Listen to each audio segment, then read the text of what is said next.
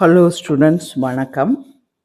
இப்போ கவர்மெண்ட்டில் எப்படி கொடுத்துருக்காங்க அப்படின்னு சொன்னாங்கன்னா, இளநிலை தேர்வு தமிழுக்கு விண்ணப்பிக்கணும் அப்படின்னு சொன்னால் பேசிக் குவாலிஃபிகேஷன் 8ஆம் வகுப்பு தேர்ச்சி அல்லது அதற்கு இணையான தேர்வில் தேர்ச்சி பெற்றிருக்க வேண்டும். ஆனால் நீங்கள் தனியாகவும் போகலாம், இன்ஸ்டியூட் வழியாக போகலாம். ஓகே, அது ஒன்றுங்களா. அப்புறம் இளநிலை தேர்வுக்கு ஸ்பீடு மார்க்கு பாருங்களேன், 100. எத்தனை? 30 சொற்கள் பர் வேர்ட்ஸ் அந்த மெனிக்கு கொடுக்குறாங்க. 100 மார்க்கு 10 நிமிஷத்தில் அடிக்கணும். செகண்ட் பேப்பர் பாருங்கள், 45 நிமிஷம், 3 லெட்டர்ஸ் கொடுக்குறாங்க. தொழில்முறை கடிதம், வணிக முறை கடிதம் அல்லது சுற்றறிக்கை.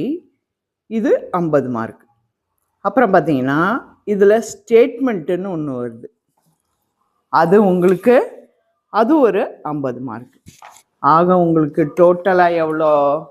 100 மார்க். ஓகேங்களா. அடுத்து அதோட தேர்ச்சி, நம்ம பாஸ் அளவுகோல் அண்டு கிரேடு என்னன்னு கேட்டிங்கன்னா, ரெண்டுத்துலேயும் சேர்த்து 90 எடுக்கணும். ஒவ்வொன்றுத்துக்கும் 45 எடுக்கணும். அப்புறம் நான் இங்கிலீஷில் சொன்ன மாதிரியே தான், 90லேருந்து 119 வரையிலும் செகண்ட் கிளாஸு, 120லேருந்து ரெண்டுத்தையும் சேர்த்து 149 வரையிலும் ஃபஸ்ட் கிளாஸு, 150 அதுக்கு மேலே எடுக்கிறவங்களுக்கு சிறப்பு நிலை, டிஸ்டிங்ஷன். ஃபஸ்ட் கிளாஸும் வித் டிஸ்டிங்ஷன். அதான் 75% ஆகிடுது ஈச் பேப்பரில். டைப்ரைட்டிங் இது வரையிலும் பார்த்துருப்பீங்க. டைப்ரைட்டிங் சீனியர் போடணும் அப்படின்னா டைரெக்டெல்லாம் போட முடியாது ஸ்டூடெண்ட்ஸ்.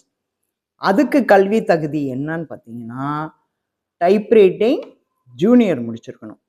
அதே போல் தான் இங்கிலீஷ்லேயும் டைப்ரைட்டிங் ஜூனியர் முடிச்சிருந்தா தான் டைப்ரைட்டிங் சீனியர் போட முடியும். இது உங்களுக்கு யூஸ்ஃபுல்லாக இருக்கும். இதோட நான் இப்போ என்ன பண்ண போகிறேன் அப்படின்னா, உங்களுக்கு மார்க்கை பார்க்கணும் இல்லை, ஜூனியருக்கு சீனியருக்கு எல்லாம்.